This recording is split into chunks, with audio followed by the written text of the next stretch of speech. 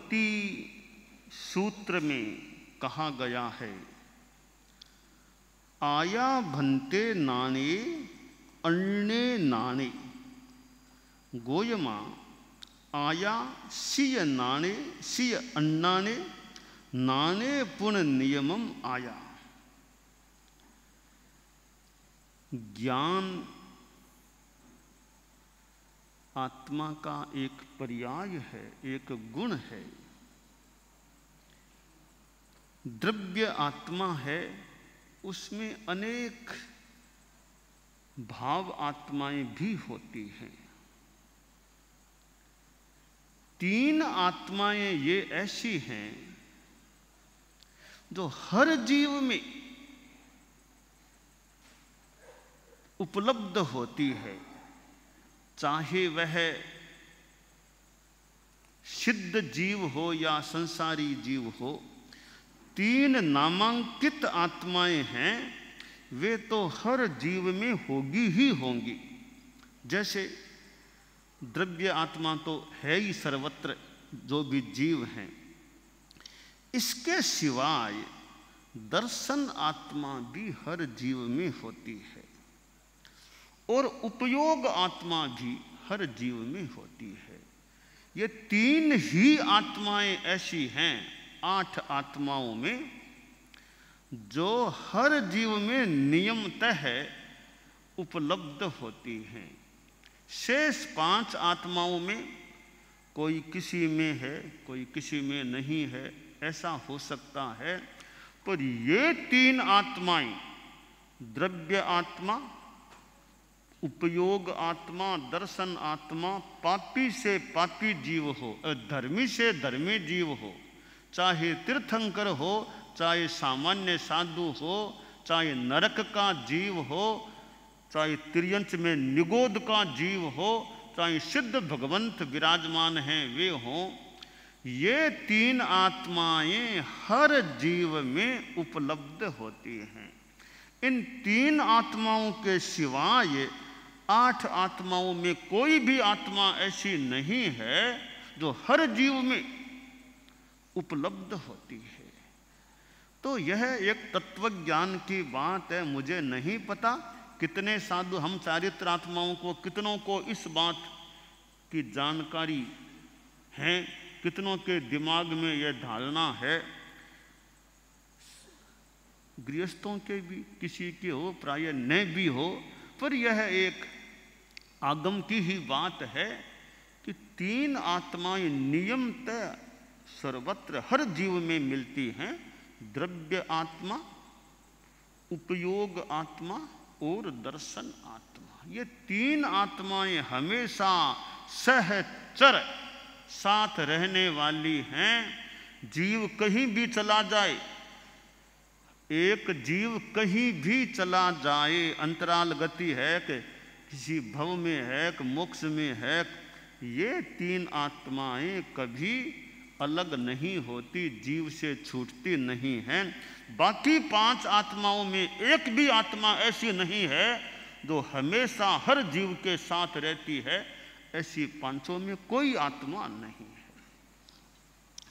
जो 8 आत्माएं बताई गई हैं, उन आत्माओं में भी प्रश्न है कि सबसे कम कौन सी आत्मा है। सबसे कम आत्मा, जैसे द्रव्य आत्मा, कसाय आत्मा, योग, सबसे कम आत्मा कौन सी है? तो भगवती सूत्र में कहा गया, चारित्र आत्मा सबसे कम होती है। दुनिया में चारित्र यानी सर्ववृत्ति वाला जो चारित्र है, उस चारित्र आत्मा वाले जीव 8 आत्माओं में सबसे कम होते हैं, और उनकी अपेक्षा ज्ञान आत्मा वाले जीव ज्यादा हैं, अनंत गुना हैं। उनकी अपेक्षा कसाय आत्मा वाले जीव और ज्यादा, उनसे भी अनंत गुना है। फिर योग आत्मा वाले जीव उनसे भी विशेषाधिक हैं, और फिर वीर्य आत्मा वाले जीव उनसे भी विशेषाधिक हैं, और फिर उपयोग, द्रव्य और दर्शन आत्मा, ये तीनों एक समान रूप से ये उनसे भी विशेषाधिक हैं। तो चारित्रात्मा सबसे कम उपलब्ध होती है, सर्वविरति रूप चारित्र आत्मा, क्योंकि यह तो चारित्र आत्मा तो बृहत त्यागी अणगार जो हैं, छठे गुणस्थान से लेकर 14वें गुणस्थान तक जो मनुष्य हैं उन्हीं में उपलब्ध होती हैं। तो सारे मनुष्य तो चारित्रात्मा बनते नहीं हैं। एक भारत में ही देख लो, साधु कितने, बाकी अन्य लोग कितने, तो चारित्रात्माएं बहुत कम होती हैं। तो ऐसे अपेक्षाकृत कम हैं, बाकी तो करोड़ों करोड़ों करोड़ों करोड़ों कितनी चारित्रात्माएं भी मिलती हैं। तो ये 8 आत्माएं जो हैं उनमें ये चारित्रात्मा की सबसे कम, सबसे न्यूनता है। तो इसका मतलब चारित्रात्माएं बहुत कम उपलब्ध होती हैं। जिनको चारित्र आत्मा मिलती है वे उस श्रेणी में आ जाते हैं जो सबसे कम मिलने वाले होते हैं। भगवती सूत्र में आत्मा और ज्ञान के संदर्भ में प्रश्न किया गया है कि आत्मा ज्ञान है अथवा आत्मा से भिन्न कोई ज्ञान नाम का तत्व है, यानी ज्ञान आत्मा से अलग है या आत्मा ही ज्ञान है। तो उत्तर दिया गया कि भी आत्मा तो ज्ञान हो सकती है, हमेशा नहीं भी हो, कहीं ज्ञान आत्मा कभी अज्ञान हो जाए, पर ज्ञान नियमतः आत्मा है। ज्ञान होगा तो आत्मा में ही होगा, आत्मा से बाहर ज्ञान नहीं है। अब ये किताब है कि किताब में बहुत ज्ञान है ना, ये किताब तो पुद्गल है, ये हमारे ग्रंथ हैं, वो ज्ञान के माध्यम तो बनते हैं। तो वास्तव में ये कोई ज्ञानात्मक चेतना वाली चीज नहीं है, ये बड़े हमारे माध्यम हैं ज्ञान के, इसलिए इनका बड़ा महत्व है। ग्रंथ पढ़ा है तो ग्रंथ की भी हम आसाधना न कर दे। ऐसा नहीं कि साधु चल रहा है किताब के ऊपर पैर रख के चला गया, ऐसा हमें नहीं करना चाहिए, ध्यान रखना चाहिए। भाई किताब को ऐसे पैर क्यों लगे उसके, आगम है, आगम को जहाँ कहीं छोड़ दिया, नीचे ही पड़ा है, भाई आगम है तो कहीं फिर पैर लगे। और एक अच्छी तरह साधु लोग हैं, आगम पड़ा है, पाटे पर रख दो, अलमारी में और किसी अच्छी जगह रख दो, यूँ आंगन में आगम को छोड़ दिया, किसी का पैर लगे, किसी का कुछ। तो आगम की भी हम सावधानी रखें। कभी साधु का पैर लग गया आगम के तो बोल दो नमो उवध्यायाणम, नमो उवध्यायाणम, उपाध्यायों को नमस्कार। यानी एक तरह से सॉरी, उस गलती के लिए मानो ये हो गया भी कि मेरा पाँव लग गया है। तो कई लोग गृहस्थों में और में तो यह भी है कि वापिस किताब को प्रणाम ऐसे हाथ लगा के करते हैं। तो हमारी साधु परंपरा में व्यवस्था बनाई गई कि भी किताब के यूँ प्रणाम करने की अपेक्षा नहीं है, नमस्कार कर लो उपाध्यायों को। क्यों, ज्ञान के तो ज़्यादा एक महारथी कह दे, उपाध्याय प्रवर होते हैं जिनका काम है ज्ञान अर्जन करना, दूसरों को देना, पढ़ना पढ़ाना, जिनका काम है। तो पुस्तक ज्ञान से संबंधित है, तो पुस्तक के पाँव लग गया तो नमो उवध्यायाणं बोल करके मानो कोई असावधानी हुई है तो उसका खेद व्यक्त कर दे, या वापिस एक प्रकार से उपाध्यायों के प्रति विनम्रता व्यक्त कर दे। तो ज्ञान और आत्मा, ज्ञान और दर्शन ये आत्मा के गुण हैं, लक्षण हैं, यानी आत्मा के गुण मान लें। गुण और गुणी का संबंध भेदात्मक, किसी दृष्टि से भेद भी मान सकते हैं और किसी दृष्टि से अभेद भी मान सकते हैं। जो सर्वथा भिन्न है वह उस द्रव्य का गुण नहीं हो सकता। जो सर्वथा अभिन्न है फिर गुण और गुणी ये दो नहीं होते हैं। प्रस्तुत इस प्रकरण में, आत्मा और ज्ञान के प्रकरण में, आत्मा के संदर्भ में जो बताया गया कि आत्मा अपने आप में ज्ञान है, ज्ञान आत्मा से अलग नहीं है। पर द्रव्य आत्मा की दृष्टि से देखें तो द्रव्य आत्मा ज्ञान नहीं है, ज्ञान आत्मा भाव आत्मा है और द्रव्य आत्मा का एक पर्याय भाव वो है। इसलिए कुछ भिन्नता भी है, पर आत्मा में ज्ञान है तो उस दृष्टि से यूँ अभिन्नता भी है। अजीव में तो ज्ञान होता नहीं, ज्ञान जीव में ही होता है, तो यूँ भेदा भेद बताया गया है। ज्ञान आत्मा का गुण है। अब ज्ञान भी अनेक प्रकार का होता है। हम एक साधारण रूप में बात करें या आपको बताएं तो ज्ञान के तो बहुत विषय हैं, अनेक विषय। भाषात्मक ज्ञान, संस्कृत देख लो, अंग्रेजी देख लो, हिंदी देख लो, कितनी भाषाएं दुनिया में हैं। आपके मराठी देख लो, गुजराती देख लो, कन्नड़ देख लो, तेलुगु, कितनी भाषाएं हैं। तो भाषाओं का भी अध्ययन होता है, वो भी एक ज्ञान होता है। एक भाषा का ज्ञान है, दूसरा विषय का ज्ञान है। अब प्रश्न है कि भाषा का ज्ञान मूल है या विषय का ज्ञान मूल है? तो मेरा मंतव्य है भाषा तो माध्यम है, भाषा कोई मूल तत्व नहीं है। भाषा तो हमारा एक ज्ञान अर्जित करने का माध्यम है। हिंदी भाषा में कोई किताब है, मैं उस किताब को पढ़ना चाहता हूँ तो मुझे हिंदी भाषा का ज्ञान होगा तो मैं किताब पढ़कर कोई जानकारी प्राप्त कर सकूँगा। हिंदी भाषा को नहीं जानता तो मैं कैसे उस किताब से ज्ञान अध्ययन कर पाऊँगा। अंग्रेजी भाषा में किताब है, संस्कृत में किताब है, प्राकृत में है, तो उन किताबों को पढ़ना है तो उन भाषाओं का ज्ञान भी होना चाहिए, होगा तब हम अच्छा अध्ययन कर पाएंगे। तो ये इतनी ज़्यादा भाषाएं हो गई हैं या हैं कि मूल को पाने के लिए उत्तर में भी समय लगाना होता है। पहले उत्तर को पढ़ो, यानी जो मूल नहीं है, भाषा मूल नहीं है, मूल तो विषय है, तो भाषा का भी अध्ययन करना होता है। इतनी भाषाएं दुनिया में नहीं होती तो लगता है प्राथमिक दृष्टया बड़ी सुविधा हो जाती। पूरी दुनिया की, पूरे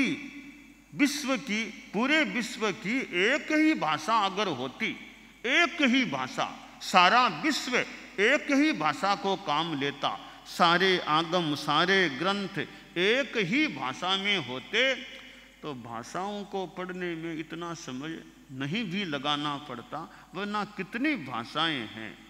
अब किसी विदेश के आदमी से बात करना, वो हिंदी जानता नहीं तो थोड़ी समस्या हो रही है, दुभाषीय को काम में लेना पड़ता है। तो ये क्यों है कि अनेक भाषाएं हैं तब दुभाषीय की आवश्यकता पड़ती है। अगर सारी दुनिया की एक ही भाषा होती तो किसी दुभाषीय की अपेक्षा क्यों पड़ती। परम पूज्य आचार्य तुलसी भी, आचार्य महाप्रज्ञ जी भी कई बार ये विदेशी लोग आते रहते तो वो अनुवाद करना होता भी, गुरुदेव की भाषा का अनुवाद करो, उनकी भाषा का अनुवाद करो, तो कुछ टाइम तो अनुवाद करने में चला गया। अनुवाद न करना पड़े, साक्षात बात करना हो तो समय की भी बचत हो जाए, एकदम मन की बात बताने का अच्छा प्रयास हो सकता है। वरना कई बार अनुवाद होता है, मूल है, अनुवाद है। मैं कोई बात कह रहा हूँ, अब अनुवाद करने वाला है, मेरी बात को 100% उसने ग्रहण किया नहीं, उसने 80% 90% ग्रहण किया, फिर भाषा में उसको बताएगा, उस भाषा में फिर पता नहीं पूरी 80% आएगी कि 60-70% बात आएगी, फिर वो समझेगा, तब पूरा समझेगा, थोड़ा कम समझेगा। तो मूल है अनुवाद है। तो अनुवाद तो और कोई उपाय नहीं, तब काम चलाना पड़ता है। वरना मूल भाषा का ज्ञान हो तो वार्तालाप में जितनी प्राप्ति हो सकती है वो संभवतः ज़्यादा हो सकती है। तो यह जो अनेक भाषाओं का होना है, ठीक है, अब दुनिया है, जैसी स्थिति है वैसी है, अपने है उसी में काम चलाओ। अनेक भाषाएं हैं, उस ढंग से अपने आप को एडजस्ट करके चलाना होता है। तो खैर, मैं ज्ञान और आत्मा की बात कर रहा था कि ज्ञान अनेक प्रकार का होता है। भाषाओं का ज्ञान भी होता है, विभिन्न सब्जेक्ट्स विषयों का ज्ञान भी होता है। तो विषयों में भी देखें, एक अध्यात्म विद्या का ज्ञान है, एक लौकिक विषयों का ज्ञान। तो ज्ञान में भी अंतर है। एक अध्यात्म जगत के ग्रंथों का जो ज्ञान है, हमारे जैसे ये आगम हैं, और भी ग्रंथ हैं संस्कृत में, प्राकृत में, और भी भाषा में, जहाँ जैन विद्या की बातें और भी अध्यात्म विद्या की अनेक बातें हमें मिलती हैं, तो वह भी ये ज्ञान का विषय है। एक लौकिक विद्या में भूगोल, खगोल आदि आदि अनेक चीज़ें, वो भी, उनका भी अपना महत्व है, उपयोग है, अपना अपना महत्व हो सकता है। तो आदमी को यह सोचना चाहिए, मैं कौन से ग्रंथों को पढ़ूं। ग्रंथ तो बहुत है दुनिया में, कितने ग्रंथ, मैं कौन से ग्रंथों को पढ़ूं, आप कौन से ग्रंथों को पढ़ें, यह एक विवेचन का विषय बनता है। मैं एक धर्म से जुड़ा हुआ आदमी हूँ, ठीक है, और भी विषयों को थोड़ा पढ़ लूँ, कोई बात नहीं, कम से कम धर्म के ग्रंथों को तो मुझे पढ़ना चाहिए ना, मेरा तो वही काम है, वही मेरी ज़्यादा दुनिया है। तो धर्म के ग्रंथों का तो मुझे ज्ञान कुछ जितना कर सकूं करना। हमारे संत लोग हैं, अरे भी और विषय जानो तो जान लो भले, जो यथा उचित है, कम से कम थोड़ा शास्त्रों को तो पढ़ो, धर्म के सिद्धांतों को समझो, तत्व ज्ञान को समझो, इनको तो पढ़ो। उनको बिल्कुल नहीं पढ़ोगे तो फिर तुम धर्म के क्या लोग हुए। धर्म के लोग हो तो धर्म की बात को पढ़ो। तो साधु के लिए अपेक्षित है वह धर्म ग्रंथों का, धर्म का, अध्यात्म का विशेषतया अध्ययन करे, ज्ञान करे। अब कोई डॉक्टर हैं तो उनको तो डॉक्टरी का अध्ययन करना जरूरी है, उनके लिए भी वो डॉक्टरी का जीवन है। तो डॉक्टरी जगत की बातों को पढ़ना, जानना, अध्ययन करना, तो वो उनके लिए अपेक्षित है। अब कोई वकील बनना चाहे तो फिर उसको LLB, वो वकालत संबंधी अध्ययन करना उसके लिए आवश्यक है। तो अपने अपने क्षेत्र के अनुसार फिर ज्ञान अध्ययन करना अपेक्षित होता है। तो भगवती सूत्र में कहा गया कि आत्मा ज्ञान है अथवा आत्मा से भिन्न कोई ज्ञान है। तो ज्ञान है वह आखिर आत्मा है, यानी आत्मा में ही ज्ञान है। ज्ञान आत्मा से अलग नहीं, यह तो आदमी बैठा वो ज्ञान है। ज्ञान आदमी से अलग नहीं, प्राणी से, जीव से अलग नहीं हो सकता। ये ग्रंथ हैं, ये हमारे ज्ञान के माध्यम हैं, ज्ञान के साधन हैं। इन जड़ तत्वों से, जड़ पदार्थ से, अक्षरों से हम ज्ञान प्राप्त करते हैं। तो ज्ञान के बड़े एक सक्षम साधन हैं, इसलिए फिर इन ग्रंथों का भी अपना महत्व हो जाता है। और जिनसे ज्ञान प्राप्त करते हैं उनकी किसी रूप में भी अवज्ञा भी न हो जाए, यह भी ध्यातव्य है। तो आगम जैसे ग्रंथ हैं और भी किताबें हैं, उनके हमारी असावधानी, प्रमाद से पांव न लगे, यह भी हमें सावधानी रखनी चाहिए। सामान्यतया ग्रंथों को हर कहीं आंगन आदि में नहीं छोड़ना चाहिए। हम हमारे संत लोग हैं, साधियाँ, एक व्यवस्थित जगह पर उनको रखें ताकि वो फटे भी नहीं, खराब भी न हो, और चाहे अनचाहे किसी रूप में उनकी अवज्ञा भी न हो। तो भगवती सूत्र में जो कहा गया है कि ज्ञान नियमतः आत्मा है, ज्ञान है वो आत्मा से अलग नहीं है। तो हम ज्ञान का विकास करने का प्रयास करें, और यह धर्म का ज्ञान, अध्यात्म विद्या का ज्ञान, यह भी बहुत महत्वपूर्ण है। दुनिया में कितने रिलीजन्स धर्म हैं, कितने धर्मों के अपने अपने ग्रंथ हो सकते हैं, अपने अपने सिद्धांतों को बताने वाली किताबें हो सकती है। तो यह धर्म का विषय है। हम जैन धर्म से जुड़े हुए हैं, तो जैन विद्या, जैन धर्म को समझना भी हमें चाहिए। वो जैन विश्व भारती, वो समण संस्कृति संकाय का प्रोग्राम हो, जैन विद्या समण संस्कृति संकाय के द्वारा भी जो पाठ्यक्रम, परीक्षा क्रम चलाया जा रहा है, तो भी हम जैन विद्या को किसी माध्यम से पढ़ें, आगमों से पढ़ें और ग्रंथों से पढ़ें, तो वह भी कितना मार्गदर्शन देने वाला ज्ञान हो सकता है। और उस ज्ञान से फिर हमारी आत्मा में वैराग्य भावना बढ़े, धर्म की भावना बढ़े, अच्छा जीवन जीने की प्रेरणा जागे। इसलिए अध्यात्म विद्या का महत्व है, धर्म विद्या का महत्व है, जैन विद्या का महत्व है कि हमें आत्म कल्याण का मार्ग मिले, आत्म कल्याण की प्रेरणा मिले, वैराग्य की प्रेरणा मिले। तो भगवती सूत्र में जो कहा गया है कि आत्मा ज्ञान है, आत्मा शात ज्ञान है, शात अज्ञान है, ज्ञान नियमतः आत्मा है, ज्ञान है वो आत्मा ही है, आत्मा से अलग थलग कोई ज्ञान नहीं है। अलग ये ग्रंथ हैं वो ज्ञान के माध्यम हैं, ज्ञान अपने आप में चैतन्यात्मक जो है वो आत्मा से अलग नहीं हो सकता।